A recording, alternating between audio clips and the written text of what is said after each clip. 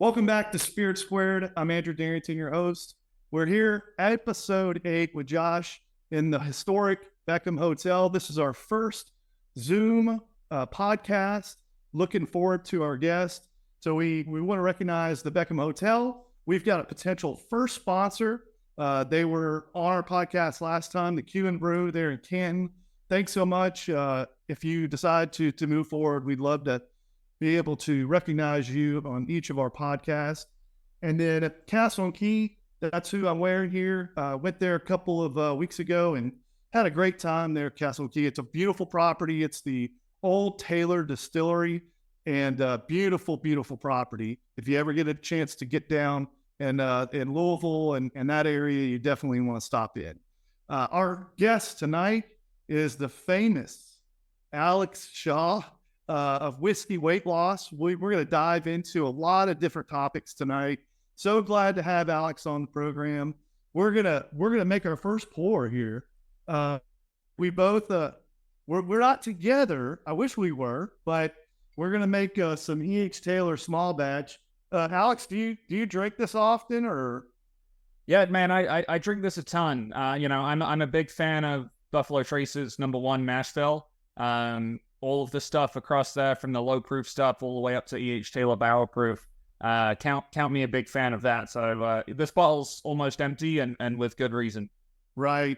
It's one of my favorite winter pours because it's got a rye build to it. It's got a rye strand to it that when we start getting the fall and the winter, it's just got that cinnamon flavor to me. It's got a lot of caramel to it. I enjoy it. It's hard to find now. It was one of the first bourbons that I really hunted. My mom's maiden name is Taylor, and so there was an affection to that. Well, my grandfather's name was Blanton Taylor, so you can imagine Blanton Taylors. I mean, come on. So we did the genealogy, and there is some interconnected, not direct, but close enough. And so I just fell in love with the whole line and really enjoy it. And glad we're starting with it, man. Yeah, man, absolutely. Thank you so much for having me. Looking forward to diving into this a little bit more. So, Alex, obviously, with that, we can all hear that you're from England, correct? Yes, I am from England. Although I've been, in America, in Texas, long enough to pick up on a few of the language habits, but with enough alcohol, the original accent does come out. So let's see by the end of the podcast how we feel about it. And you're in Plano, correct? Yeah, not too far away from you. Gotcha. So talk to us about your upbringing, and I've seen your posts on Facebook. I mean, you started out life a little heavier, right? And so there obviously kids develop habits in school and after school, eating, things of that nature. Just so everybody knows, Alex has a program. It's in personal fitness. So we'll talk a little bit about how light bulb kind of went off, but talk to us a little bit about, your youth. Absolutely, man. So, nutrition, exercise, taking care of yourself, it wasn't like a big focus of my upbringing. It's not like we ate like crap every day, right? I think it's a story very familiar to the average person. You just kind of ate what was in front of you. And I liked to eat as a kid. I liked finishing my plate, and then I would eat like some of my mom's plate, and then I would eat some of my sister's plate, and I just ate a lot of food. My parents cooked reasonably healthy meals. It wasn't French fries every night kind of thing. There were vegetables on the plate, and I wasn't a fussy eater. But at the end of the day, volume of food matters. And I just ate and ate and ate, and I had a bit of a sweet tooth. So sometimes I would eat too much of that. And I ended up being an overweight teenager, right? Like nothing crazy overweight, but definitely like known as one of the fat kids in school kind of thing. And it got to a point where I didn't love it. And me and my dad went to a local gym. We both signed up and, had the whole personal trainer orientation thing and, tried to do some of that. But really, that kind of sign up to the gym moment, that was what started me down the fitness rabbit hole. And anyone who knows me will know that I kind of, go deep when I fall down a rabbit hole. And fitness has been a lifelong rabbit hole for me. So basically, I just started, reading magazines. At that point, it was like Men's Health magazine, right? Which, spoiler for some people, is not the like Bible of fitness that it is advertised to be. But it was a decent starting point. And then magazines led to blog posts, right? So in the 2000s and probably the early 2010s was kind of the golden years of fitness blogging before we had TikTok and YouTube Shorts, right? Media now is dominated by short form video. Back then, it was all about blog posts. And I consumed this stuff like a madman. So I would, get 5 different newsletters of the 5 best fitness articles on the internet today. And I would read, I would digest, and then I would go try it in the gym. And effectively, through a few years of trial and error, kind of took myself from being an overweight, kind of chubby kid to like reasonably in shape, right? I'm not going to be mistaken for a NFL combine candidate anytime soon, but reasonably in shape, reasonably strong. I dabbled in powerlifting a little bit. I dabbled in Olympic lifting a little bit. But at the end of the day, kind of settled into what most people would call like a normal fitness routine, right? Like lifting 3 to 5 days a week. When, back when I was a teenager, You're going to get some train noise. Sorry. We got trains here. Yeah, that's all. Yeah. So we have a train that takes you from Mineola, Texas, which is north of Tyler, all the way to Fort Worth. Wow. An Amtrak. So on it. We may get one more, I think. So sorry about that. No worries.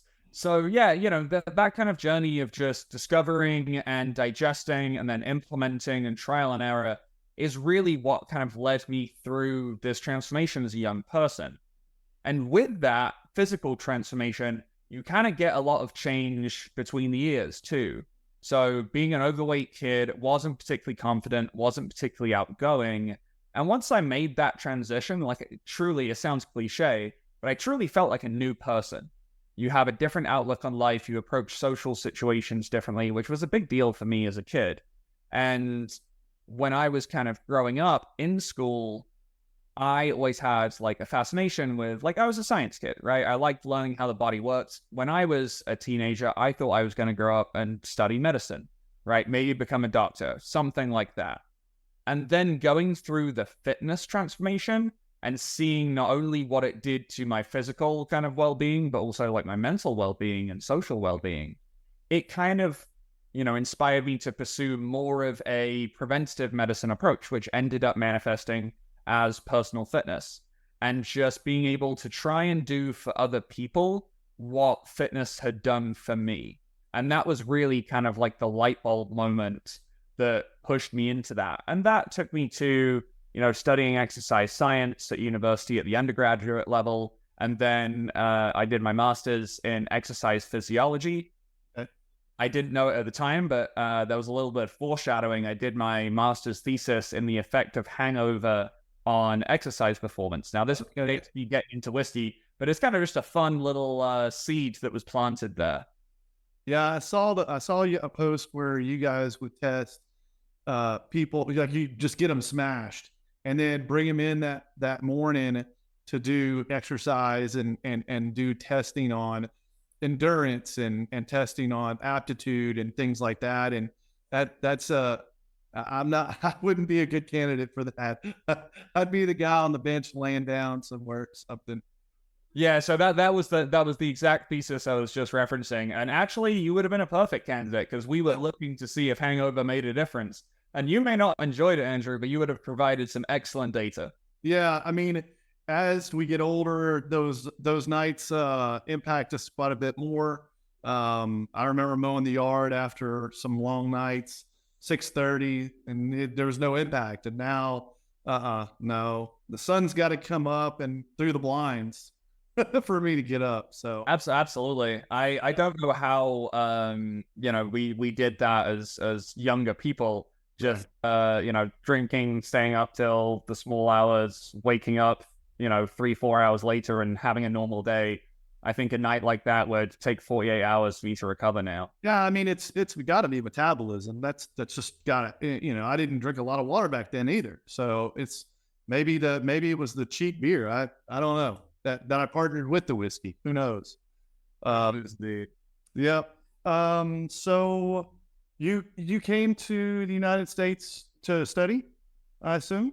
Yeah, so very long story short, about 7 years, when I did my first year at England in undergrad, where I was studying exercise science, I got to the summer and, I didn't really know what to do. I could go get a bar job, I could go back to, my hometown, and there were these middlemen companies basically that came to England college campuses and said, hey, do you want to come be a camp counselor? Right? You work for 8 weeks during the summer camp season, then you get a month to travel US on a travel visa. And that was kind of fun, right? You basically earn money during the summer and then you spend it all while traveling. And I did that my first year of college in England. I did it my second year. I ended up doing it 5 years in a row. And that was in Western Massachusetts. And then in the middle of that, of those 5 years, I came to Texas to do a study abroad year just for fun, basically. And I got off the plane, I went to bed, I woke up, I met the girl that is now my wife. Wow. Okay. And then, when I went home, I needed a way back in the country, despite what the media will tell you, it's actually not easy to get a visa into the US. Right. And that's when I came back, did my master's degree in Texas at the University of North Texas in Denton. Yep. And that's where I did that master's thesis that I mentioned earlier, getting people drunk for science. And then we got married, and now I'm still here. Damn, that's awesome. It's already a great story. I mean, we can still, no, we're not going to stop. Man, I want to get into some things that I know you know a lot about, and that's diet. We're going to get into your program in a second, but I want to get into a couple of kind of, I mean, they're not really taboo, but they're all over the internet. They're all, it's one of those things where if you Google it, it's going to end up in your Facebook feed. I mean, it's like one of those things. So I've heard a lot about like keto diet, carnivore diet, and I'm sure you have views on both eating clean, gluten-free, the gamut. I know that kind of what I was taught in school or in college in health and fitness was like, just have a balanced diet. Like, don't overcomplicate it. But it seems like there are certain talking heads that are really advocating and talking about health benefits that are related to certain diets. Can you elaborate a little bit on that?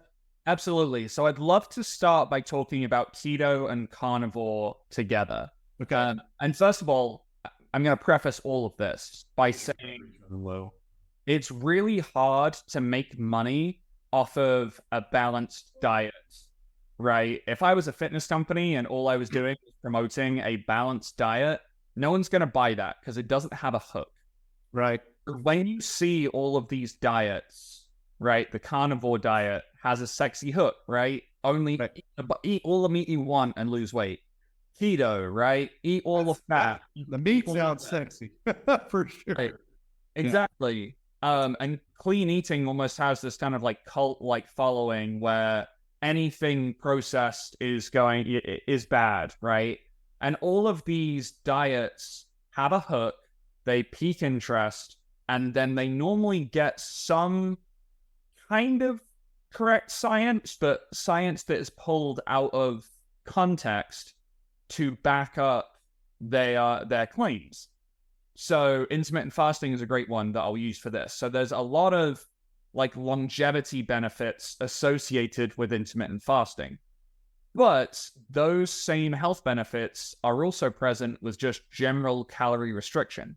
Right. So it's not that eating for only 4 hours a day is good for health. It's eating less calories is good for health. How you do that, can vary. One of the ways you can do that is intermittent fasting. Like, there's nothing wrong with intermittent fasting, but there is nothing magical about it. And that's something that I want to really apply to all of these.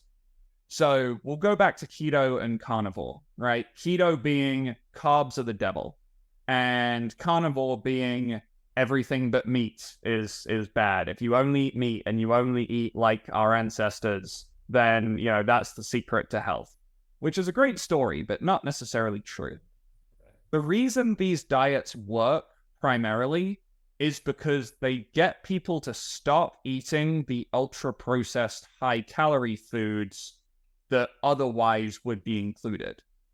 So if we think about everything, or if we think about the things that are excluded from all of the diets you just mentioned, right? Carnivore, clean eating, keto. The things that you can't have on those diets. Pizza, brownies, cookies, potato chips, right? And as I'm listing these things off, your mouth might start watering a little bit because we literally have like a Pavlovian response to some of these foods. Sure. And the trouble with those foods is that they contain the perfect amount of salt, fat, and carbohydrates, and sometimes that carbohydrate is in the form of sugar, to basically light up our brain and make our brain go really happy. And when that happens, we crave that food. Right? Andrew, if I gave you a plain potato, an apple, and a piece of grilled chicken, right? And you ate all that food, not the most tasty food in the world. Right. You will get full based on what you eat. Right. Right? The more chicken you eat, the more full you'll feel, the less you will subsequently want chicken. But if we take pizza, which is a wonderful combination of fat, salt, carbs, also not particularly high in protein, also not particularly high in fiber. I don't know about you. I find it really hard to stop at one slice of pizza. Absolutely. I find it really hard to stop at 2 slices of pizza. Absolutely. I find it hard to stop until the entire pizza is gone. Most of the time, yes. Exactly. And why is that? Because those foods are basically creating this massive dopamine response in our brain, and our brain wants more dopamine. So the more pizza you eat doesn't necessarily make you more full. It just makes you crave more food. And, you know, limiting those foods and understanding how to have them in moderation is really the key to weight loss success. In addition to being slightly more active, eating more protein, eating more fiber, eating fewer calories. Right? There's a few kind of boxes you have to check to lose weight sustainably. And losing weight can be accomplished using any of those diets, but it's not the magic thing, right? It's not only eating meat that's the key to weight loss. It's not avoiding carbs that's the key to weight loss. It's avoiding those ultra-processed foods in very high quantities while also promoting protein and also promoting fiber. Like one of the things that carnivore does really well is it promotes a high protein intake. That's great because protein is filling, especially for the number of calories. Meat generally, high in nutrients depending on the cut of meat you get, which is great. But if you go carnivore, you are probably going to have a pretty low fiber intake. That's not ideal. Right. You're probably going to have a fairly low intake of certain vitamins and minerals, right? Like, yes, you can technically get a lot of nutrients from meat, but unless you're eating a lot of organ meats, it's going to be tough to get certain nutrition that you need. On keto, similar thing. Typically, people cut down refined carbs when they start a keto diet, and they normally have a medium amount of protein in their diet, which is good. So if you actually go too high in protein, it actually takes you out of ketosis, and you're now no longer doing keto, you're just doing a low-carb diet. And there's nothing wrong with a low-carb diet, right? Because it normally means you remove a lot of those ultra-processed foods. But also, if you followed keto and added, rice and potato, you would be just fine. It would actually probably help your weight loss. So it's not the carbs that are the issue. It's the ultra-processed foods which carbs play a large part in. Does that kind of make sense, what I've said so far? And yeah, I think that everybody wants the one-pitch wonder.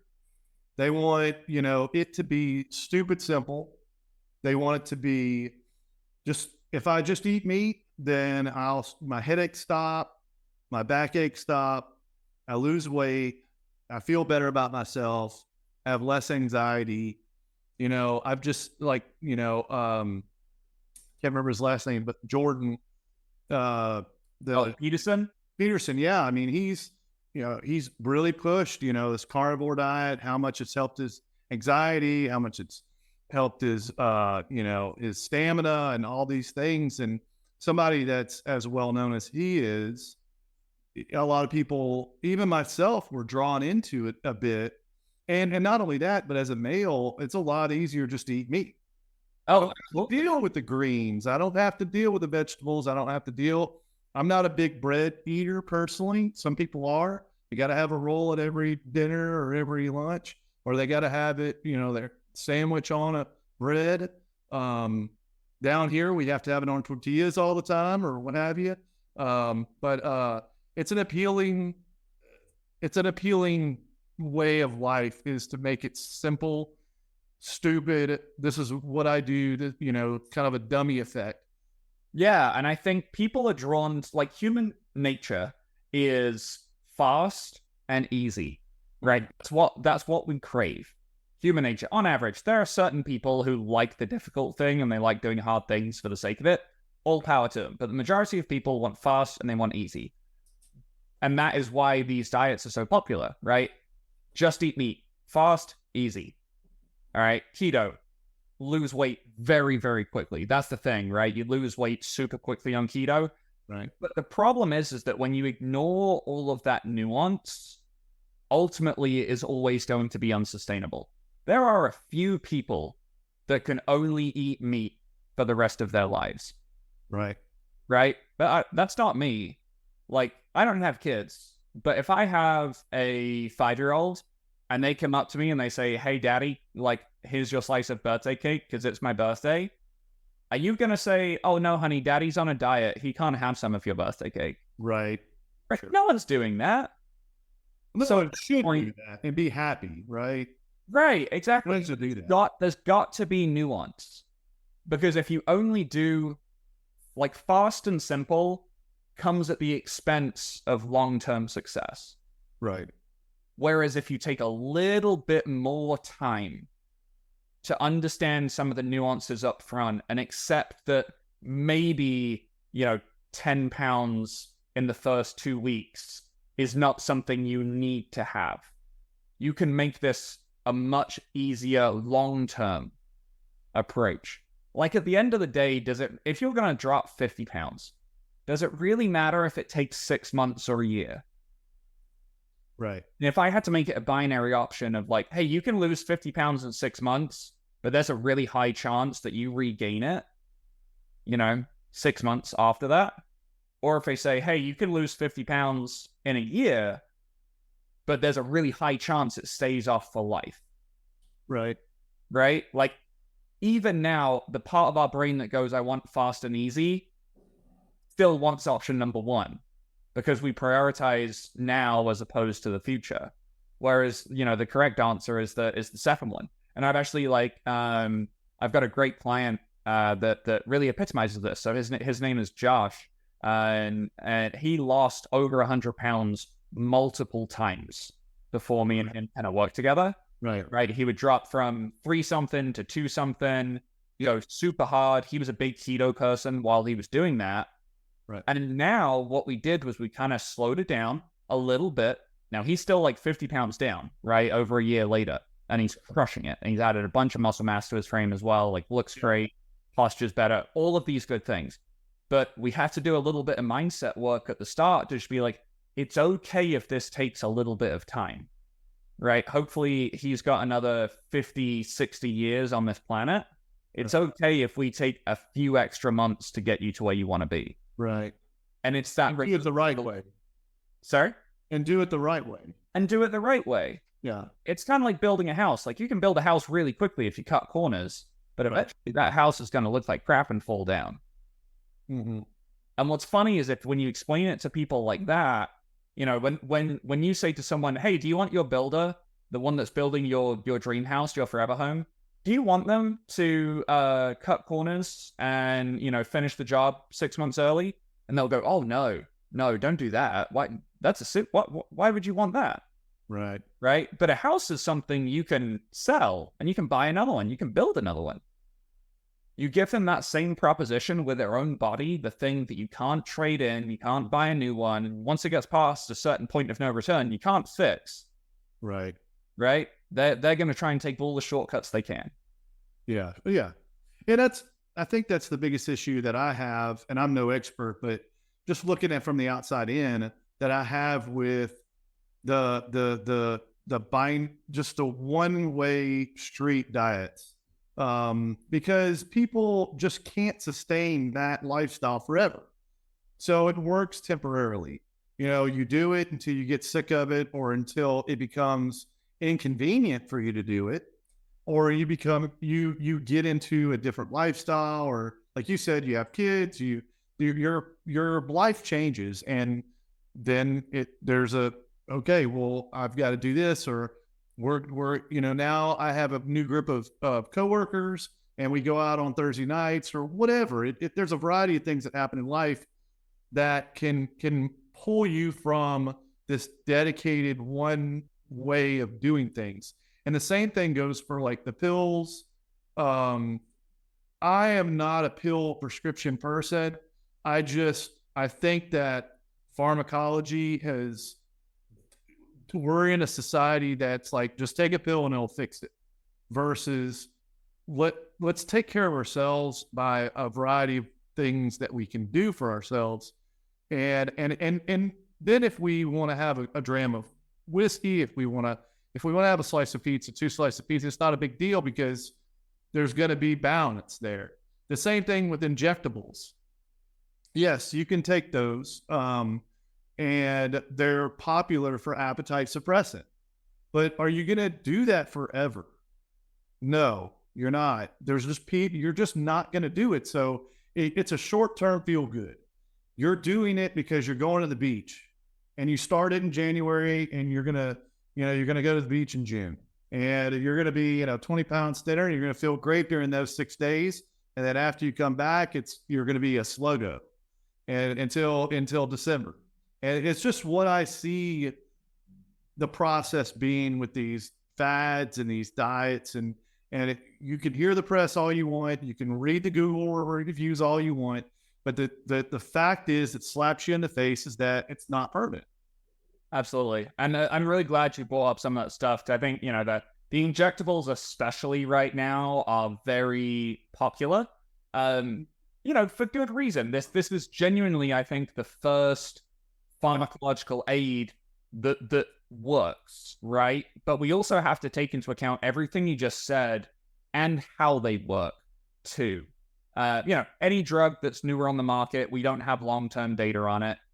So far, they've been relatively safe. But what you just said of, use the injections, lose the weight, eventually it stops working because you haven't adjusted your lifestyle to match it. And then you're really stuck, because if you come off the injections, all of the weight comes back. Right. Because of those lifestyle things. So you get stuck on the injections forever, until eventually you either don't want to take them, or you can't afford to take them. Right. And, then you're stuck between a rock and a hard place. So my somewhat educated, I'm not a pharmacist, or a weight loss drug expert. I'm a lifestyle coach, so maybe I'm biased a little bit too. My view is that they are a great aid for certain people. Right. If you're 400 pounds and you want to lose weight, we'll take everything that we can get, right? You kind of need to get the weight off first and then figure out how to maintain it, because it's a walking time bomb at that point. Yeah. But where I see, unfortunately, I see this a lot with women and some guys too. It's like they're trying to get from 140 to 120, or from 180 to 160. Right? That last 20 pounds, that really doesn't do a whole, it did a little bit for your health, don't get me wrong, but it's a very different proposition than the guy that's 400 pounds and looking to get, close to a normal BMI. And when you take those injections and you don't exercise, some of that weight loss will come from muscle mass. Right. This is a worst case scenario for weight loss. And this happens again in crash diets as well, like the juice cleanses that are extended, or the crazy diets where you eat like nothing of real substance and just starve yourself into weight loss. You lose muscle mass, and that's a problem because a lot of the calories you burn throughout the day come from your metabolism. Sure. A lot of people think it's how active you are throughout the day and how many calories you burn through your workouts, and they play a role, but it's actually a pretty small role. Your metabolism makes up about 70% of the energy you burn, which is huge. Not many people know that. So and the biggest thing that influences metabolism that we can control is muscle mass. Right. So if you go on a crash diet or you lose a bunch of weight using these injections and you don't work out and you don't prioritize protein, you will lose muscle mass. Well, that's a problem because now your metabolism is shrinking, which means that whenever you come off of those injections or they just stop working and you kind of plateau, at some point they will, now you're kind of screwed because your metabolism is lower. You've put yourself, 10 yards behind the start line. You've taken one step forward to then take 2 steps back.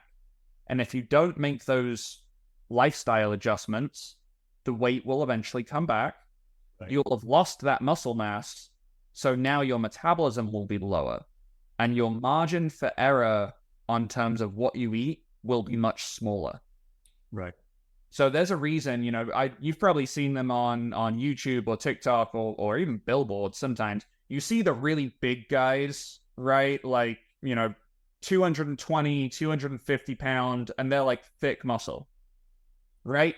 Those guys can eat pretty much whatever they want and still get close to a 6-pack year round because they have so much muscle mass that their metabolism is burning like a furnace. Right. And they could eat a whole pizza and it won't really make a dent. Right. Because they are able to burn so much energy through their metabolism. Now, I'm not saying you have to get to 250 pounds of muscle. But what I will say is that if you plan to lose weight, and especially if you plan to use the injectables, you really want to incorporate resistance training and a kind of higher protein intake to try and minimize that effect and maybe even boost your metabolism throughout the weight loss process. Yeah, that's exactly where I was headed. I think this is a good segue to your program. I just got Josh a little pour of each. Taylor out. It's pretty good, isn't it? He's enjoying it as well. And we got one more, but I see you're still finishing yours, and I am too. Of the Taylor, I'm savoring mine. So me too. I'm a big fan of small sips. Get the flavor on each one, like you said. Oh, yeah, absolutely. A little bit hard to find, so I'm not trying to shoot mine. Yeah, exactly. So it's a great segue. We've talked a little bit about the fads. We talked about some of the. I just think that they're just like temporary, like they're more runway type stuff. Like, hey, I need to do this for 4 months so that I look good for this event or this, vacation or whatever. I'm going to see I'm going to family union and I need to lose 20 pounds. That's the way I see these types of things fitting in life in general. I mean, they have a place and that's what they're good for, in my opinion. What you do, so you've launched in 2021 or late 2020, early 2021, you launched a program. I've been through it, so I'm not going to talk too much about it, but if you leave any details out, I'll be sure to kind of add some of those things that people need to know. But I've been through your program. You launched in 2021. It's focused on whiskey drinkers, and that's the niche. Is you have your background, you have your master's, you did your thesis, all that good stuff, but it don't have to necessarily be a whiskey drinker in order to be in your program. And I think it's important to talk about the connectivity between accountability for eating. So your eating accountability, what are you eating, and how is it nourishing your body, and how is it getting you to your goal, and then B, movement, and what you're doing to move more than you have, and possibly have resistance, some weight training, maybe some calisthenics, yoga. Did yoga I've done yoga a couple times. It didn't look good, but I did it. And it's very much more difficult than it looks like. But I think it's important to understand that you can't just do one. It's not that easy. Yeah, let me dive into that. So a really good question, Andrew. I appreciate the introduction into it as well. So, I think we kind of covered a lot of stuff on nutrition, right? And we kind of, busted the myth that there is something magic when it comes to nutrition, right? It's not excluding carbs. It's not, just eat this magic combination of foods or these specific macros, right? That's not true. The thing that I think everyone needs when it comes to a weight loss plan is really individualization. It's customization, it's tailoring. And people might, hear the name Whiskey Weight Loss and think, what? Like, do you drink whiskey and work out? Like, I've been asked that quite a few times. No, we don't drink whiskey and then work out. But here's what it is, right? One dumbbell, one Glencairn, right? Yes, exactly. 1 ounce curls. We do a lot of those. Right. So, there are certain boxes we have to check if we want to lose weight. Like, bluntly, you've got to eat less calories than you burn. You've got to be a little bit more active than you used to be. You've got to be very moderate in terms of that level of, ultra processed food. So, like, I'm not going to say here you can eat pizza 3 times a week and expect to lose a ton of weight. What I will tell you, though, is like a couple slices every now and then, not a deal breaker. So what it is, every good weight loss coach will do a few things. They will adjust your nutrition so that we, lower calories, increase protein, increase fiber. They might do some things with fats and carbs and stuff like that, especially if they're more on like the athlete side of stuff. They'll also implement a exercise plan. Right, we've already talked about the role that muscle plays in metabolism. Mm-hmm. So prioritizing some level of resistance training is huge. Sure. And then also, hopefully, they will work on addressing some of the stuff between the ears, right? The brain stuff. And this is where, you and I have talked about how accountability is huge. Yes. Also, mindset work, undoing all of the bullshit that people get told during their weight loss journey. Oh, you can't have that. You're on a diet. Or something like, oh, no, you can't have sweet corn. That's got too much sugar in it, right? Fruit makes you fat. Fruit doesn't make you fat. All of this kind of bullshit that you may have heard. So every good weight loss coach will do those things. Here's what makes whiskey weight loss different. And you kind of alluded to, you don't have to be a whiskey drinker, but that's primarily the people I work with. Because I'm a whiskey drinker, and I like working with people that I have, common interests with, basically. Sure. The thing that makes a good coach for you is that they have a deep understanding of your lifestyle and the challenges that you might encounter. So, Andrew, let's use something that you and I might understand, but the average Joe on the street might not, right? A bottle share. Right, group of friends get together, you all bring a few different bottles, everyone grabs a Glencairn, and just go around drinking and chatting, right? That doesn't work on a normal diet, because normal diets say no alcohol, no fun, and are definitely not that level of whiskey in one evening. Right. Whereas in whiskey weight loss, we're like, hey, like that's just, that's something you might do as being a fan of whiskey. Here's how you prep for that. Here's how you include that in your lifestyle without it tanking all of your weight loss progress. Right. Because what happens on a normal diet is the normal diet says you can't have alcohol, right? And then you go to a whiskey bottle share because it's your friend's birthday or they haven't been in town and you want to catch up and blah, blah, blah, blah, blah. And you have a few drinks. And then the diet or the coach that's behind that diet says, shame on you, Andrew. We're trying to lose weight here. How dare you go and have a drink and make you feel shit about yourself? Right. That's not productive at all. Whereas what we do inside Whiskey Weight Loss is say, hey, like, I know you've got this thing coming up.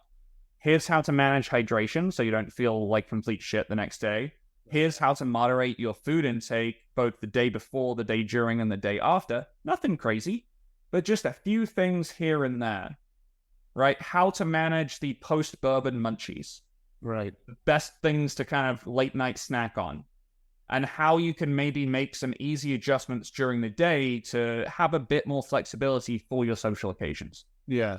Yeah. So that's all of the nuance that we kind of look at inside Whiskey Weight Loss that you may not get doing a keto diet with a keto coach.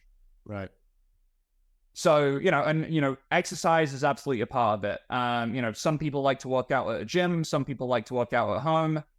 Some people love calisthenics. Some people love powerlifting, right? So I use my background as a personal trainer, both in person and online for many years now, way before Whiskey Weight Loss started, to create something that works around what you've got, because it doesn't need to be optimal. It just needs to be good enough to get the results you want, while also working around your lifestyle. Right. That's the thing I think that most people miss, right? And if you're listening to this instead of watching it, I'm sorry, I'm going to do some hand gestures here. Yeah, go ahead. Go ahead, please. But most diets, they force you to work around the diet, right? Carnivore says nothing but meat. Keto says no carbs. You're changing your lifestyle around the diet. That doesn't work. That's not sustainable. Right. What you need instead is for the diet to mold around you. So a few examples of clients that I've worked with recently. One person was like, I snack once and then I have one meal a day. We're like, cool. Here's what you can do so that you don't eat 5,000 calories in that one meal because you might be hungry. Right? Here's the things that you can snack on to get the most bang for your buck so you get the most nutrition. Here's how to modify, what you do during the day so that, you don't feel like crap when you work out. Now, another person is completely different. They're actually not a big evening person, but they're a much bigger breakfast eater, and they like snacking little bits throughout the day. So we made a few adjustments to their breakfast, right? I go through a nutrition consult with people and go, hey, instead of this tortilla, try this low carb one. Right. And instead of pan frying your breakfast potatoes, do them in the air fryer with oil spray. Right. And those simple changes can result in 200 to 300 calories saved. That's right. Right. And that can either be banked and go towards weight loss, or maybe that's a 1 ounce, 2 ounce pour of whiskey at the end of the day. Right. And it's all about making these small changes, and it has to feel doable, right? It has to feel easy, because if it doesn't feel easy, we won't do it. And if it doesn't feel easy, we sure as hell won't do it for the rest of our lives, which is really the goal here. Not a diet, not a deadline, but changes that you can make that feel sustainable for the rest of time. And so I'll speak from my end as the user or the client side of things. You have your Facebook page where you do most of the marketing side of things, and you promote your clients, which I think is awesome. You give them shout outs. And then when you get into your program, you have an app that you download, and that app, you do some measurements. You do measurements to because we want to measure progress, not just weight, right? There's more than just that. It's stomach, arms, torso. There's more than just one measurement. And I thought that was a great part of it, because, like my wife, women just synthesize things differently. And so she would not see progress from the LBs, but she would see progress around her torso, or around her chest, there were gains made. They just weren't on the scale. And sometimes people need different reference points to see progress. Absolutely. I'm going to jump in on that, Andrew. Okay, good. Sorry. Did I say something that you were going to say? No, I'm glad you brought it up. Yeah. For sure. So, different people lose weight differently. Right. Different people gain muscle differently. Yep. So, if you just looked at the scale, you would probably prefer to lose 20 pounds over 15 pounds, right? Absolutely. But what if I told you that the person that lost 15 pounds, they actually gained 10 pounds of muscle during the process? Now, 10's a lot. You're probably not gaining that in a short amount of time, but let's just use it as an example. Sure. So if you've gained 10 pounds of muscle and you've lost 15 pounds, that means you've lost 25 pounds of fat. That's right. And replaced it with 10 pounds of muscle. Yep. That is a hell of a change. Yes. And if you were just going by scale weight, you might go, I've only lost 15 pounds. Like this doesn't feel that validating to how much work you've put in. Right. But if you were looking at the measurements as well, you might go, holy shit, I've lost 7-8 inches around my waist. That's right. Right. And I've gained 1.5 inches in my biceps and stuff like that. So I think that's probably another thing the average person on the street maybe misses out on by going, the fast and easy route. Yeah. They're judging stuff just by the scale. And I'll tell you a funny story real quick. The scale lies to you a lot. So I was doing a weight loss phase. I was doing a photo shoot, right? And everyone likes to look their best for a photo shoot. So I was on a weight loss phase. I went fairly hard into it. If I would do it in hindsight, I probably wouldn't diet as hard for it. But I was 169 at the time. It's probably the lightest I've been as an adult. Wow. And yeah. And we had some friends over. And basically, I'd been so strict with myself that my brain was just, it had all of these cookies and, I think we had pizza that night. There was beer out. There was all the good stuff, right? Because we were hosting at the time. I don't remember the exact reason, but I had a few drinks and then I had a slice of pizza. And then that part of my brain that goes, hey, Alex, we really like pizza. We should have more of that. And I had a couple more slices of pizza and then some cookies. And I went back to the pizza, another beer. And it was a lot. I won't lie. There was a lot of overconsumption here, right? Just because I do this professionally doesn't mean I'm not fallible. I'm just, on average, doing pretty well. But there's times when I'm not. And I weighed myself the next day. The next day, I got on the scale, slightly hungover, very hungover, actually, and I weighed 177 pounds. I gained 8 pounds overnight, Andrew. Wow. But here's the thing. It wasn't body fat. There is no physical way to gain 8 pounds of body fat overnight. Right? 8 pounds of body fat in calories, I'm going to do the math real quick, is 28,000 calories. So if I were to gain 8 pounds of body fat overnight, I would have had to overeat by 28,000 calories. So probably close to like 31,000 calories. Right? There's no way I overate by 31,000 calories in one night. So what happened? Right? What happened was I ate a bunch of salt, so a lot of water retention. I drank a bunch of alcohol, which typically increases inflammation. And then I ate a bunch of carbs. And because I was dieting, I was very low stored carbs in my muscles. And when you have very low carbs and then you eat a bunch of carbs, your body goes, hey, we haven't had much of this in a while. Let's grab this and store it while we can. And when your body stores carbohydrates, it also stores water with it. So basically, that 8-pound jump, the vast majority of it was salt, water, and inflammation. And by the time Monday rolled around, so that was a Friday into a Saturday, by the time Monday had rolled around, my weight was 170 pounds. So I went up 8 pounds overnight, and I came down 7 pounds in the next 48 hours. That's why we can't only use the scale as a sign of progress. You've got to use the scale. Because I think it does tell the story over, over a 3-month period. If you've lost 20 pounds, you've probably lost 20 pounds, maybe more. You use measurements, because that's going to give you a really good indicator of, am I building muscle at the same time, right? For guys, it's real easy. If the waist is decreasing, the hips are decreasing, and the chest is either staying the same, decreasing at a smaller amount, or is increasing, right? That says that we are probably losing fat and gaining muscle at the same time. And if your waist is going down and your arms are getting bigger, that's a surefire sign that you are building muscle and losing weight at the same time. And then, photos are great. So the reason that before and after pictures are so important is that, they are the last thing to change.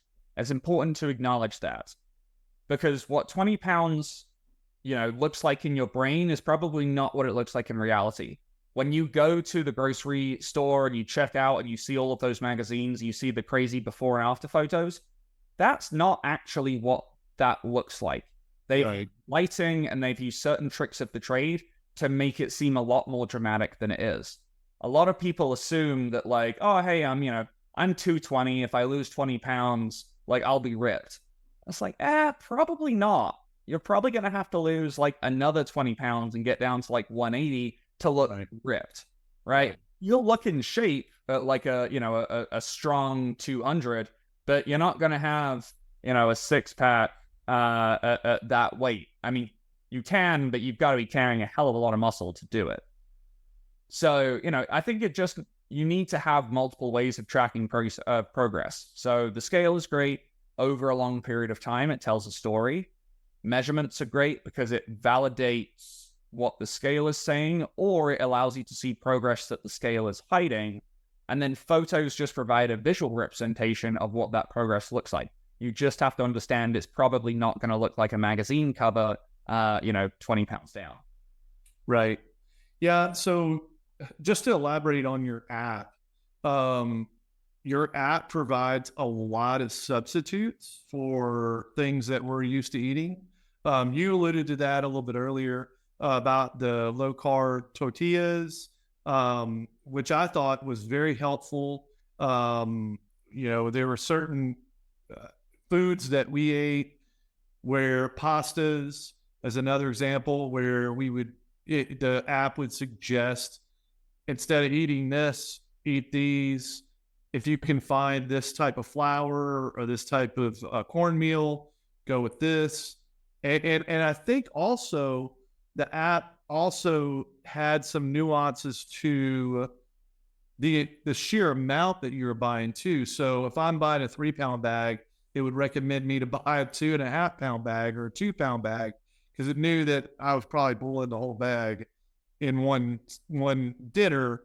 So that was a big element of success that we had on the program. Yeah. That's a dynamic that I don't think's offered very often. Yeah, the app is really just a delivery mechanism for the program, right? So we should probably expand a little bit on the logistics of what the program is.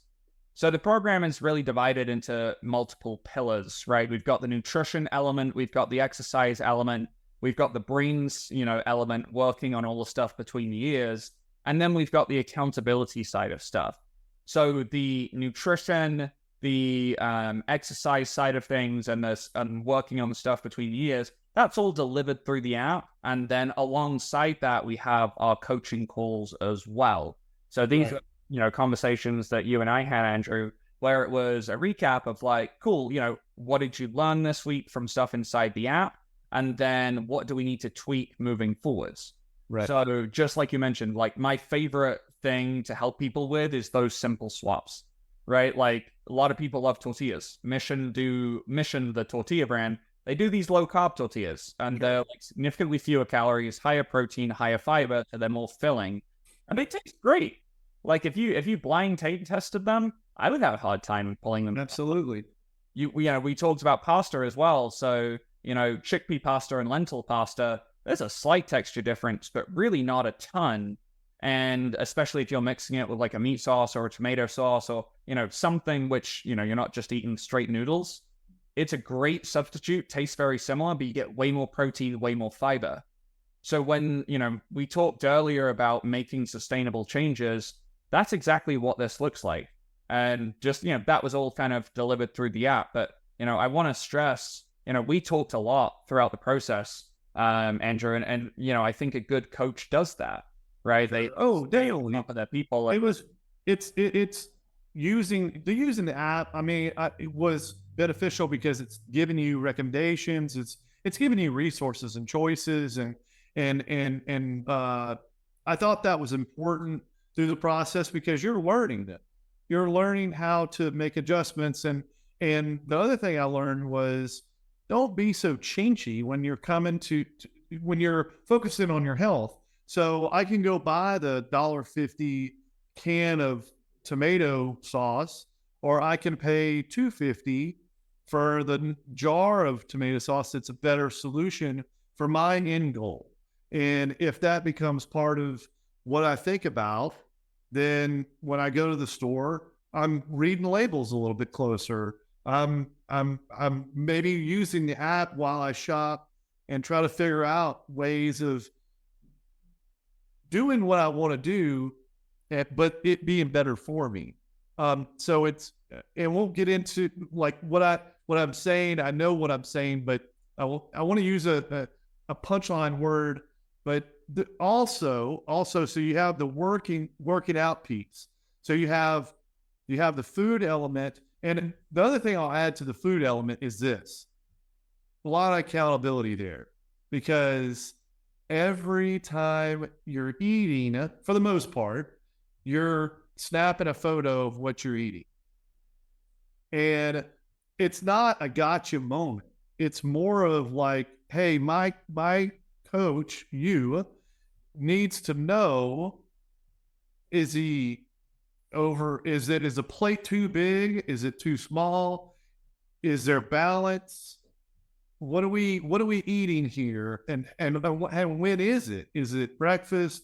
But the element to me that kind of was kind of eye-opening, and it may be for others, and it may be for a lot of your clients, because you're whiskey focused, was the drams that I had at night.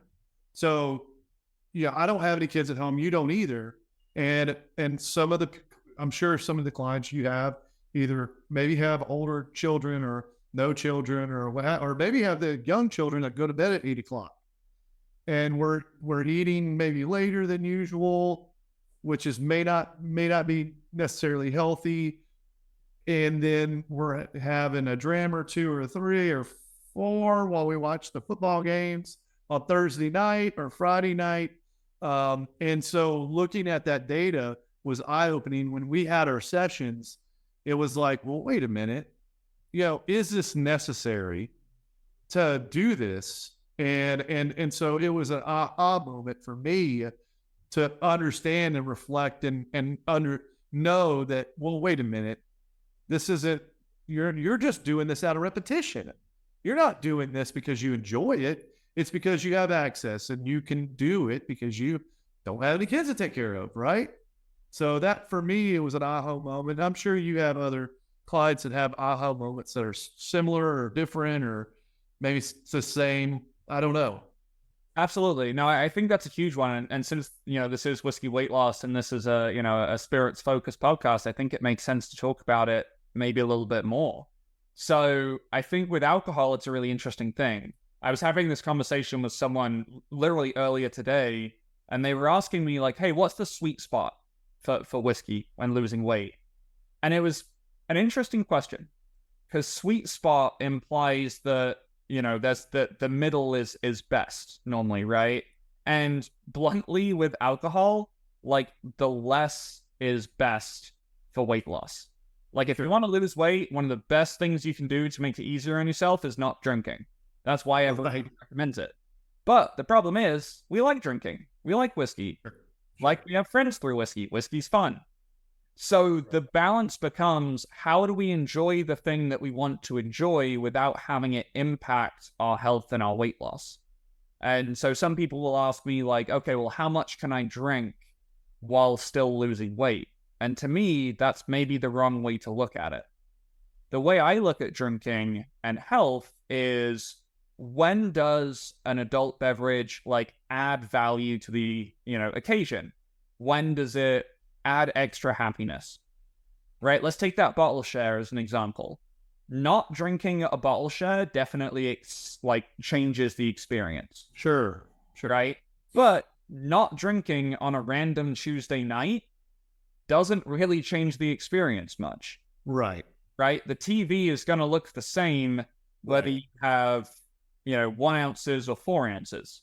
Maybe it's a little bit blurrier after 4 ounces, right? Right. Fundamentally, it doesn't change the experience.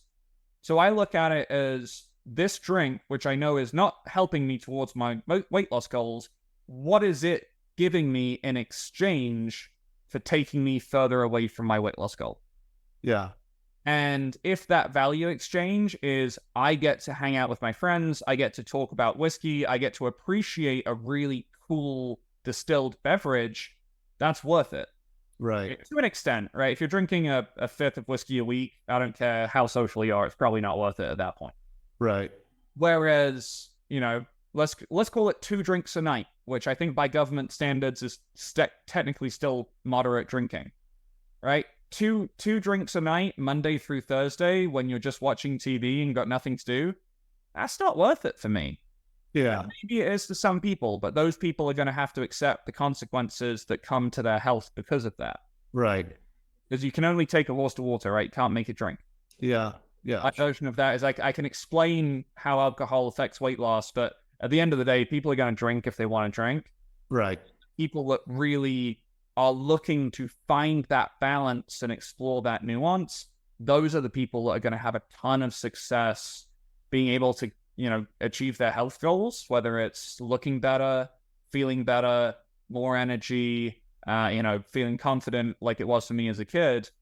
Those people will have success and still balance it with their, enjoyment of whiskey or tequila or wine or whatever it is. Right. Yeah. So as a client, a couple things you get. Oh, well, we're having Weller now. Okay. I'm empty. I'm ready to. Hey, well, I do too. I've got it as well. We're going Weller foolproof now. Yeah. This one for sure is a sipper. Favorite Tater Ball. Yeah. So as a client, as a former client, and still a client, I mean, we still chat from time to time about gains that I've made and things like that, because I think that your program was the kind of the wake up call that I needed at that time, and really I was motivated to join your weight loss group from my wife, because she was having just troubles trying to find her niche, and so I went there with her, but it really ended up being an accountability piece for me. So not only do you get the nutritional education and guidance, you get some accountability nutritionally for that. You also get a weight loss or a workout program, and where Alex kind of demonstrates some things that he wants you to do, right? So you build a program of resistance over a certain amount of weeks. So it starts out pretty simply, where you're doing mostly your weight, you're doing maybe some light weights. You're doing a lot of abdominal type stuff, breathing, yoga, things like that, right? To start with. Yeah, it's definitely got to be progressive, right? So it's just like when someone's new to whiskey, you don't start them with, barrel proof whiskey. You maybe start them with something a little bit easier and then maybe build their palate up. And I think it's got to be true with workouts as well. Yeah. You got to be able to make sure that we start with a solid foundation and then we build up from there. And depending on what you've got available to you in terms of workout equipment, I think that'll change. Sure. So if you're in a gym setting, it's maybe a little bit easier to accelerate a little faster just because of the equipment available. If you've got, maybe it's just a few dumbbells at home, then that's totally cool as well. We can create something around that. Right. But, there are certain limitations that come with a couple of dumbbells at home. Not to say it can't be successful. So I want to shout out a client real quick. His name is Forrest, but he literally has 2 adjustable dumbbells in his bedroom and a pull-up bar. And we didn't even use the pull-up bar for the first, 12 weeks, basically. Right. And all he did was a lot of nutrition stuff. He was more active throughout the day, something that we tracked and monitored and talked about and coached through. And then it was just dumbbell exercises. And, he went from little soft and squishy to literally 6-pack abs. So it can really work depending on what you have available to you, but it's got to start easy and then feel like it progresses. Just like how a new whiskey drinker would take a sip of barrel proof whiskey and make a face. If day one workout kicks your ass so bad you don't want to come back, then that's a problem. Right. Yeah, that's how we were. Like first week, you're sitting. There you have a program page where only active program users are in it, and we're encouraging each other. Like, hey, I worked out, or hey, I was able to get this goal, or what have you. And it's kind of like just a group of individuals, and it's not a big group. It's anywhere from what 40 to 100, roughly less than that, right? Or Yeah, so we've got the Facebook group, which is everyone who has ever been in the program. Since we launched the coaching program in 21, I think we've had just over 100 people come through the doors. So we have the Facebook group, and then anyone who's currently in the program, we also have a smaller group chat, and that's normally anywhere from about 25 to 35 people. So everyone gets more than enough individualized attention. But it's still a big enough group to where when you want to share something, there's always a group of people ready to cheer you on. And right, it's not just, one person on the other side of the internet, right? There really is a group of, people that are looking for that kind of sense of community and are happy to congratulate people on achievements and offer advice, or something as simple as, hey, I went to the grocery store today and I saw this, new product. I've never seen it before and I wanted to share it with the group. yeah, I heard that. Someone actually did that the other day. They did Kirkland, Costco's brand, had a brand, breaded chicken strip, and they grabbed some and they gave us the review on it. Turns out they're pretty good. But what was cool is, they have really good nutrition. So, a crispy chicken strip, something that is very much a feature of the Whiskey Weight Loss program for people that enjoy them. Yeah, yeah. So you've got that. You've got sessions with you where there's accountability, and there's also adjustments. I thought that was an element that where there was a partnership kind of through the process where if something wasn't working, then you would recalibrate. And so, hey, I can't give up this, or I've found it a challenge to do that.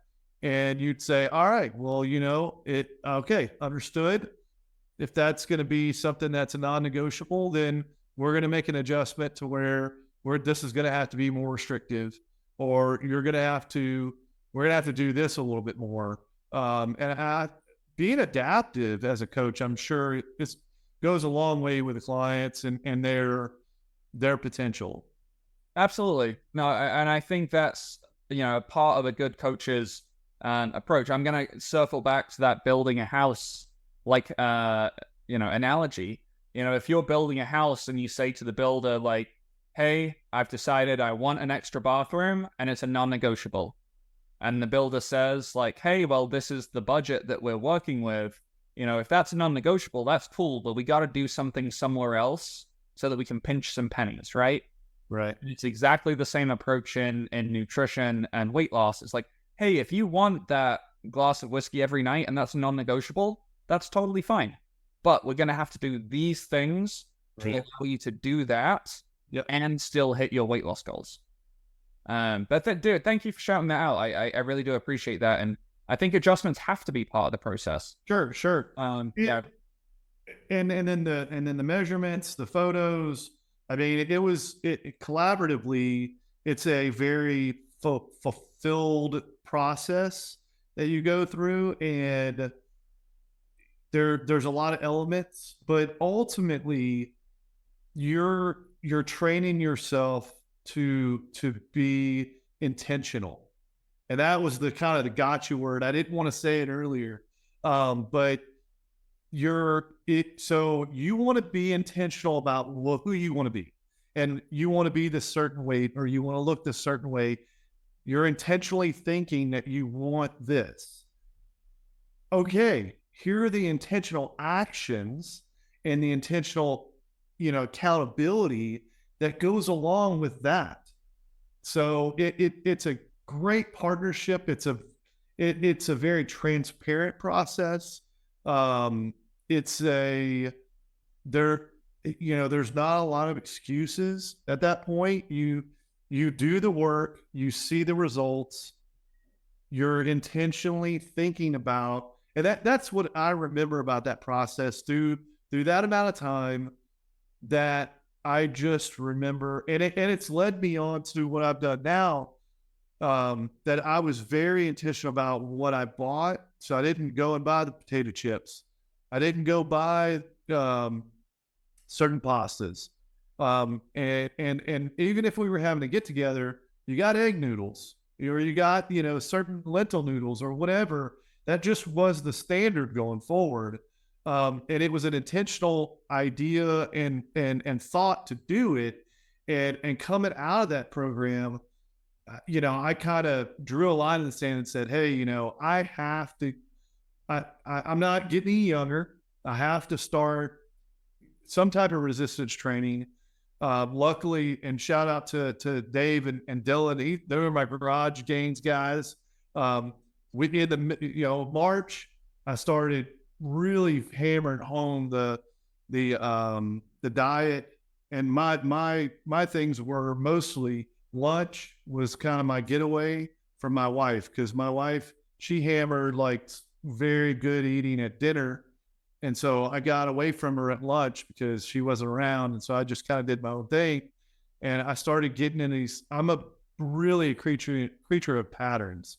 Like if I can just find a place that has good stuff that I can go to, that's convenient, easy, then I'll go there, as long as it's, and I chose for it to be intentional, be good for me. As long as it's good for me and it's sustainable, then I'm good, and I can make it a pattern. And that's what I did. I was eating salads every day, which was a lot better for me than hamburgers, French fries, fried chicken sandwiches, all this other stuff. And then I was eating good at night, and then mixing in the workouts and things like that. And then having other people that were holding me accountable also is a big thing. Having a team around you, I think, is super important, that they're there to push you towards your goals. They know, because you're going to verbalize to them.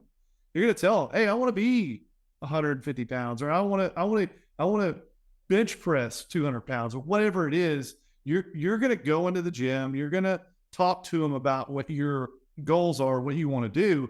And then they're going to be there, and they're going to be like, no, you can't do 3 reps of that. You got to do 6, or they're going to be saying, hey, breathe, you got to do this.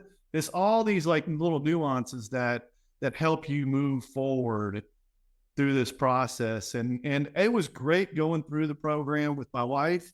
If there's anybody that's listening to this or watching it, it's a great program for spouses, because you kind of have that opportunity under one household to hold each other accountable, and kind of call each other out and say, well, wait a minute, you forgot to take your measurements. Wait a minute, we got to take your pictures, because I know my wife did not want to take pictures. I thought it was awesome. It was a great program. I enjoyed it. I enjoyed the process, the details. Men are going to like the details. Women are going to like the results. Yeah, I love that. Thank you so much for A, the shout out, and B, just the way you described it. I really appreciate that. And I love what you said there about like intentionality. And I think that's huge. Yeah. I think some people want to lose weight and then just forget it was ever a problem. And it doesn't work like that. You've got to stay intentional on it. And that's why it's important to make it easy. I thought about this earlier, and I want to say it now, but like at the end of the day, you are the summation of your actions.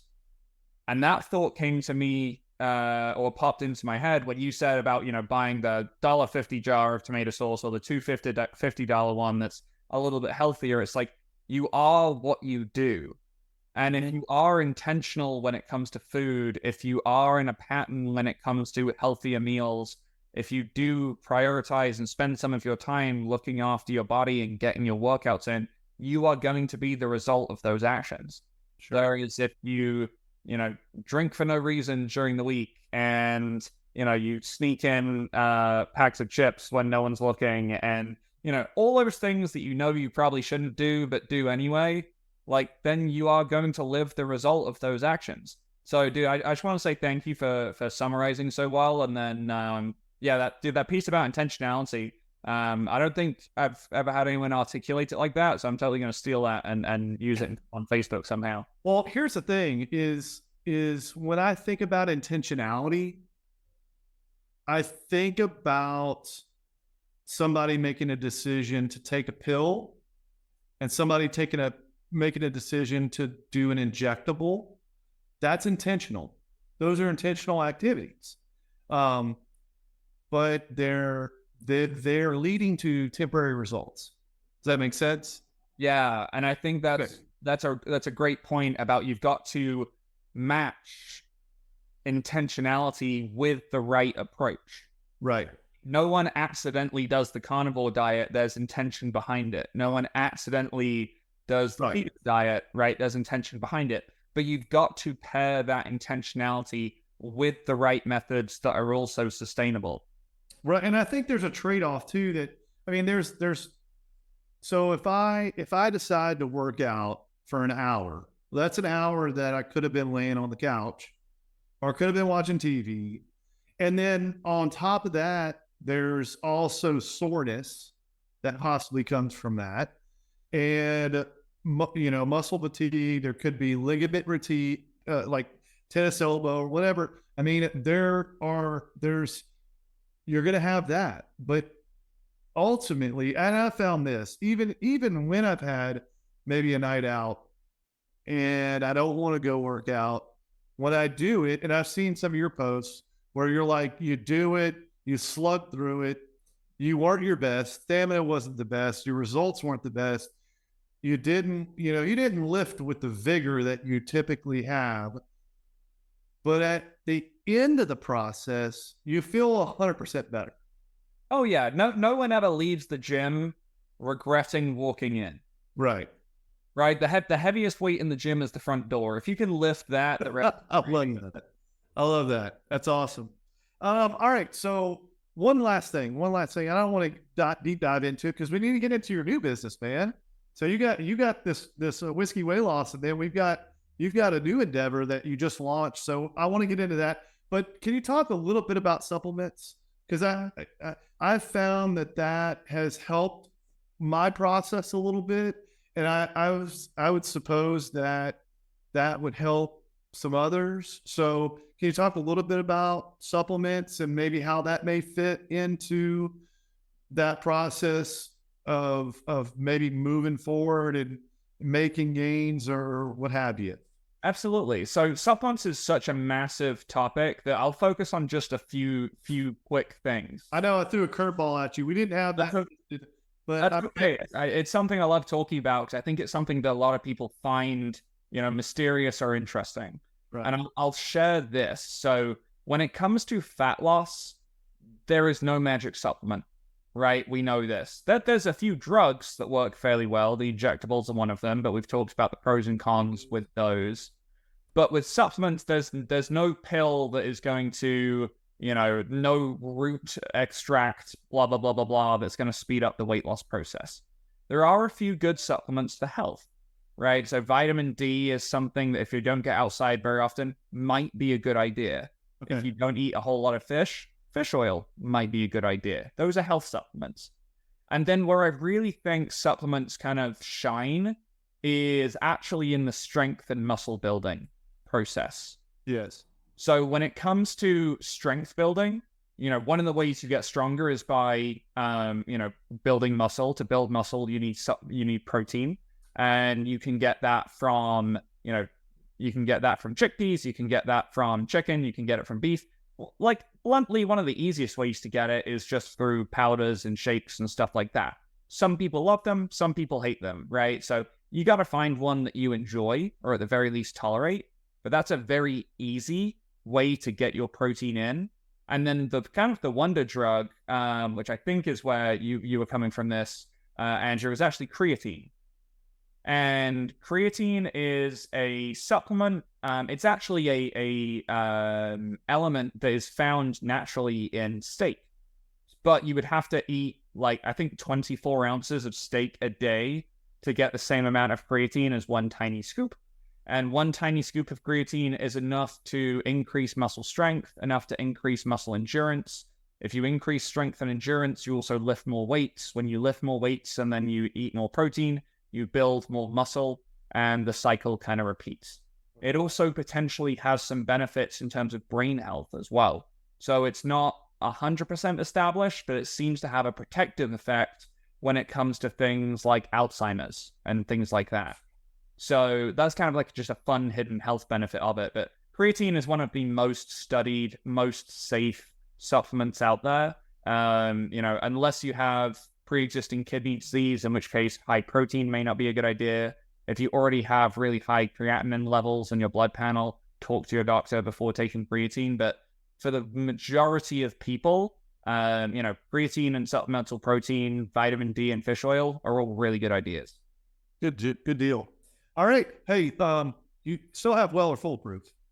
Yeah. I got a tiny little bit left. I get it too.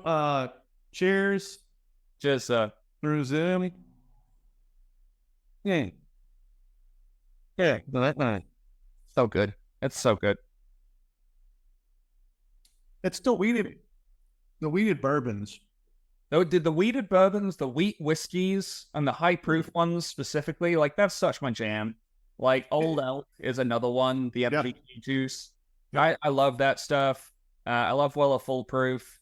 Honestly, any of the higher proof wheated stuff is just fantastic. The final one I got, which I don't know if you have a bottle of this, but actually, while we're in Texas, I figured Lone Elm, some Lone Elm wheat whiskey finished in honey. Oh yeah, I had that in a previous show, podcast. We had that on. I don't think we ever got to it though. It's really good. That's a shame. Dude, I tell you what, it's really good in is sweet tea. Oh, I bet. Like as a sugar tea. In sugar tea. So here's what I do, right? Being a health professional, I'll take unsweet tea and then just mix in like stevia. Okay. So that's what I do. Yeah. And then a little bit of honey finished whiskey and chef's kiss, man, it's fantastic. Yeah. So something that you need to try, seriously need to try, is the JT Mellick. And I'm hyping their stuff all the time because I'm from Louisiana. They're in Louisiana. Have you heard much about their stuff? I haven't. And okay, so it's a rice whiskey. Oh, so they took a plantation that was a crawfish farm, and the crawfish in general, that business is being attacked by a lot of different, Chinese, and now it's Middle East is now creating crawfish farms. And so there's, being with our standards, just like everything else, that industry is being kind of attacked, but basically price gouged. And so they started looking around a couple of years ago at the business and how hard it was getting. And so they were just like, hey, let's just try whiskey. So they do a couple barrels and they do it. And they're like, yeah, it's not bad. And then they give it to a couple friends and family members, and they're like, this is freaking awesome. And then they go a little bit further, and they're like, this is fantastic. You should roll with this. And so they're like, all right, well, we'll put a small distillery on our property, and we'll do, a couple batches. And so they start kind of small. They make small batch, so they're blending barrels, and the first batch of their small batch rolls out, and people freaking go crazy over it. All right. And then they start doing single barrels. And this is more recently. And people are going crazy about it. Here's the thing. And you'll love this as someone that's detailed into nutrition and stuff like that. It's made of rice. So what do you eliminate? You eliminate wheat. Mm-hmm. You eliminate rye, which are potential allergens. Absolutely. Right? And so if I'm allergic to corn, wheat, rye, any of those three, which people are allergic to rye more than they think, then this is more of closer to a hyperallergenic product. I mean, if you think about it, it's a whiskey that's made of rice, and as long as you're not, so anyway, it's a great product. If you were here, obviously I'd make you a pour of it. It's something definitely to look at in the future, because I think we're going to see it broadcast over Texas pretty soon. It's pretty affordable. The small batches are around $35 to $40, and single barrels are $55 to $60. So not bad in today's market. Yeah. So, okay, that's a great segue to your new endeavor. So let's start with how'd you get into whiskey, and then you have a taste of whiskey, which is your new endeavor, right? Yeah. So how I got into whiskey, I wish I had something cooler than this, but it's tragically stereotypical. Where I went to a bar with a friend. I wasn't into whiskey at the time, and he ordered a whiskey, and he was like, you should try this with me. And I was like, whiskey's not really my thing. And then he's like, try this, you'll like it. And I tried to humor him. So anyway, he slides over a glass of Blanton's, right? And I try it. I don't hate it. And I'm like, all right, maybe this isn't too bad. Horribly stereotypical, but that is my whiskey origin story. That then followed up when I learned that Blanton's was allocated and hard to find. Right. So anyway, then, not long after that, COVID started, kind of biting its teeth, so to speak, and everything started shutting down. And I, like many people, got furloughed. I didn't have anything to do. So I found out that Total Wine did its allocation drop on the first Wednesday of the month, or whatever. So anyway, I walk in. I don't think many other people got the memo, because there weren't many people there with me. And anyway, there was Blanton's, Weller 107, Eagle Rare, and E.H. Taylor, and I could buy one of each. And I thought, this allocated whiskey stuff is easy. And I swear to God, Andrew, that's the easiest I've ever had it in terms of finding allocated whiskey. Sure. But between the Blanton's and then, walking into Total Wine and discovering what was at that moment, a gold, the proverbial gold mine in terms of allocated whiskey, that's what really kind of sent me down the rabbit hole. And then I made friends with my local specs manager. He was like, hey, me and some buddies, we come drink whiskey on this day, come drink with us. Then we got talking about whiskey and fitness and all that stuff. And that was basically the inception of whiskey weight loss to come full circle. But no, whiskey weight loss is my day job, right? That's what I do as a job. The tasting business, man, that I just do for fun. Yes, it's a business. I charge people for it. I do classes, and I work with companies for client entertainment and stuff. But honestly, man, I just do that for fun, so I can talk about whiskey. Yeah. And what I really want to focus on in my tastings is removing bias. There are a lot of times when we drink something, we get label bias, right? Our buddy flies a glass across the bar and says, you're going to like this. Yeah. And whether you decide to or not, you're probably going to, just out of peer pressure. Yeah. And I want to try and remove that. I'm a nerd when it comes to whiskey science and understanding tasting notes. So when I do classes, it's all blind. The very least single blind, sometimes double blind. I love that. Yeah, single blind being the bottles, but you don't know which one's which. Double blind being I have 4 whiskeys, right? They fit into these 4 categories, but you don't know the bottle, you don't know which one's which. Yeah. And I just love being able to take people through a tasting journey and have them, kind of get to know this wonderful spirit without being influenced beforehand. And they get to make up their own mind about something without being led to feel a certain way. Right. So, I did a class with the Weller lineup, right? So we did Special Reserve, Weller 12, 107, and Full Proof. And, a lot of people preferred Special Reserve over Weller 12. One cost $30, one cost $200. And availability. And availability too, yeah. So it's just really cool to be able to see that. I did a E.H. Taylor one. and I did small batch, single barrel, barrel proof, and poor man's full grain. Poor man's full grain was really popular. Yeah, yeah. Right. And it just goes to, it helps people kind of maybe get away from the I can only chase allocated whiskey, but also appreciate some of the differences. So like another blind I do is like a bourbon, a rye, a wheat, and a scotch. Yeah, sure. And it just allows people to be like, oh, like actually I think I like Irish whiskey more than I maybe thought I did.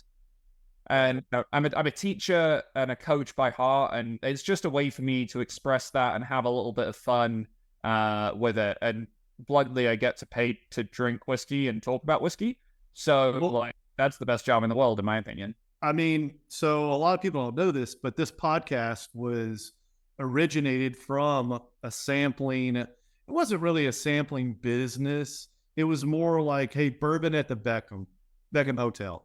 So I was kind of the leader of that, and I would I'd buy, a flight, and I would have it here.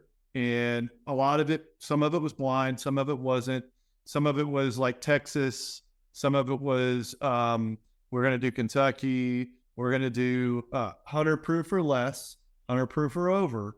And we tried a bunch of different things, but the label bias is absolutely there. And I also did one flight that was shelf bottle and barrel pick. Nice. So then you taste the difference between a barrel pick and a shelf bottle. And I thought that was a fun one too. Well, so during COVID, it was very popular for people to come to samplings because they needed something to do. Absolutely. They wanted to get out. And here was an opportunity to come out and do the sampling, and it grew. I mean, the most I ever had was like 20 or 22 or somewhere in that, almost a full bottle done.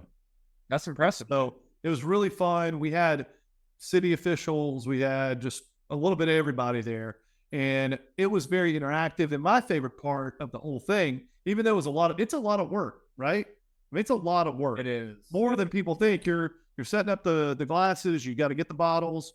You're pouring. You got to make sure that nobody gets over poured. You're handling the crowd to a certain degree because you're trying to make sure that when people are making comments, it's relevant and that side chatter is kind of minimal because you want people to feel like their view is valid. And then you have people that don't like to talk that you want to talk because they normally have really good points and really relevant ways of explaining the process and what they're tasting and stuff like that. So you want to make sure you touch them. They have a good time. And it's just a lot of work.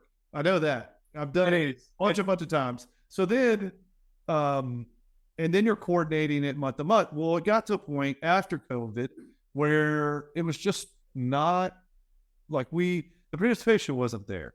And I think that the way that your business is modeled, you're going to have a lot more success because it's more sculpted towards groups.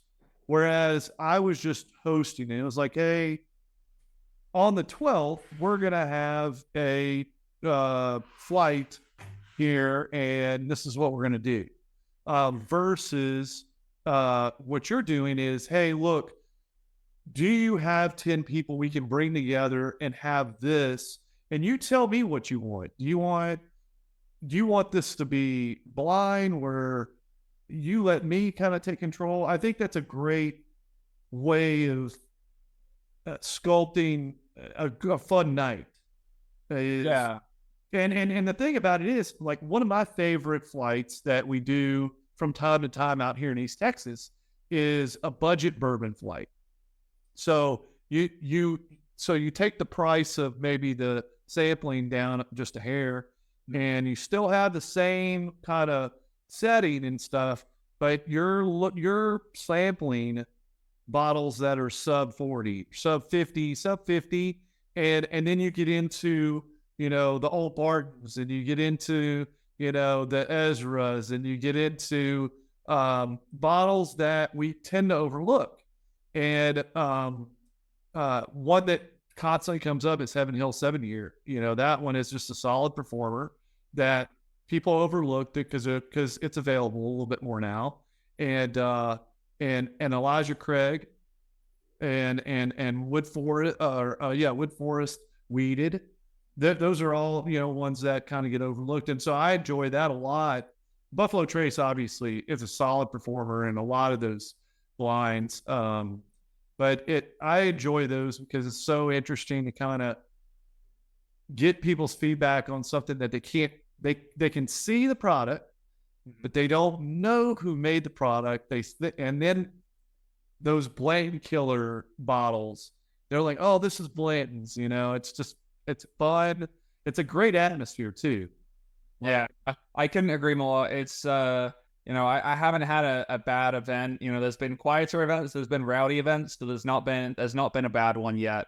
And I think just like you've described really well there, Andrew, it's, people being able to, have those kind of light bulb moments and be like, oh, maybe Blanton's isn't the best whiskey on the planet. Maybe this super available shelfer is actually a really good kind of comparison there. Yep. Hey, so shout outs. We're here.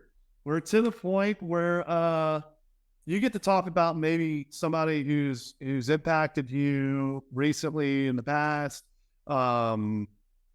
Give us some shout outs of some people that have navigated. You talked about your dad earlier. Obviously, he's big in the transitional period of things with the gym and all that good stuff. But talk to me about some folks that we should show some love to.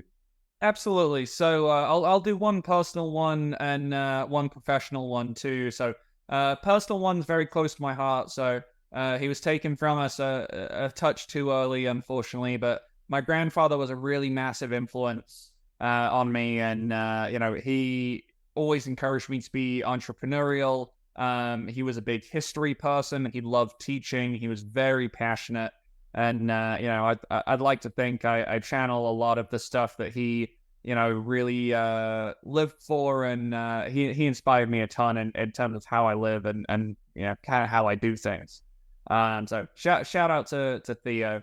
And then on the professional side of stuff, I'd love to shout out a distillery here in Texas, Iron Root Distillery. Maybe many people listening have heard, maybe they haven't, but it's a wonderful family-owned distillery. And personally, they've helped me out a couple times with things. Recently, they actually gave me samples of different grains that they use in their whiskey. One of the cool things I want to do in a tasting is actually have everyone try the different grains, so they get to see what malted barley tastes like versus corn versus wheat, right? So you can appreciate the spirit, but also going from grain to glass too. I think that's, and they just did that out of the kindness of their heart. They're a great bunch of people, really interesting. They love teaching. They love sharing their passion for bourbon, specifically Texas whiskey as well. And, just a great bunch of people. So those are my two shout outs, Andrew. Awesome, man. It's been great having you on. We've learned a ton. You have a great program. You have two great businesses, but your daytime job, I know a lot about. It's awesome. Anybody that's on the fence about possibly going into that program, you're welcome to PM me anytime. I'll answer any question very transparently, or you can reach out to Alex as part of this program.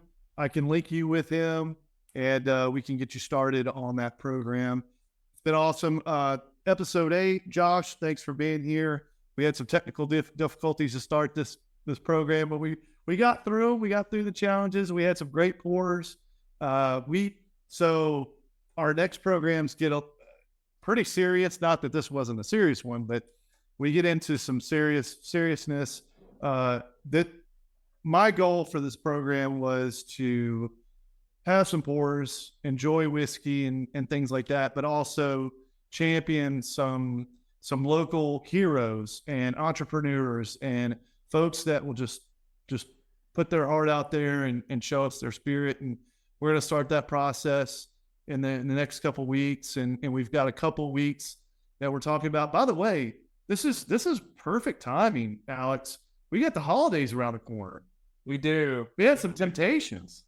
Lost temptations. A lot of people, and Andrew, no judgment on these individuals, but a lot of people will want to wait until after the holidays to get started on something and become one of those January 1st people. Right. Let me just tell you, life is a lot easier to take a step forward when you didn't just take 2 steps back. And that's what most people do over the holidays. They take 2 steps back with the intention of taking a step forward in January. And sometimes it happens, but often it doesn't. You're much better off getting ahead of the problem and, working on it, through the holidays. We still have fun. I still eat pie. Yep. We still enjoy those things. We just do it in a way that doesn't set you up for failure come the new year. Yeah. Well, thanks so much for coming on. I really appreciate it, and appreciate you guys viewing. That you made the world spin around for us. We really enjoy bringing you these podcasts and this information. Thanks so much for Shaw for being on, and we'll see you in episode 9. Thanks.